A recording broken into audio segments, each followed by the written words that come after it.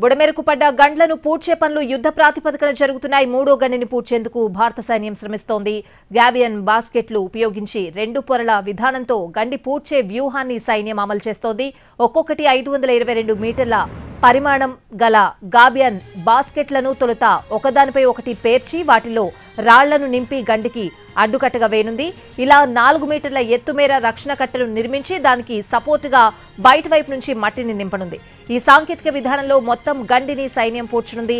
పెద్ద ఎత్తున ఈ గ్యాబియన్ బాస్కెట్లు అవసరమవుతున్నందున స్థానిక వనరుల్ని ఉపయోగించి సైట్ వద్దే వీటిని తయారు చేస్తోంది. అలాగే హెస్కో బాస్కెట్లలో ఇసుక బస్తాలను నింపి గండి పూడ్చేందుకు ఉన్న అవకాశాలను పరిశీలిస్తోంది. బుడమేరకు పడ్డ ఒక్కో గండి 10 నుంచి 15 మీటర్ల వెడల్పునుంది.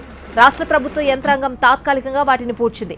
ఈ చర్యల వల్ల మూడో గండి వద్ద ప్రవాహం భారీగా పెరిగింది. ఈ ప్రాంతంలో నీటి ప్రవాహం ప్రస్తుతానికి 6 నుంచి 8 నాట్ల మధ్య ఉంది. ఇది 10 నుంచి 12 నాట్ల వరకు పెరిగే అవకాశం ఉంది. దీంతో గ్యాబియన్ బాస్కెట్లు ఉపయోగించి గండి పూడ్చే చర్యలు చేపడుతున్నామని తెలిపింది భారత సైన్యం.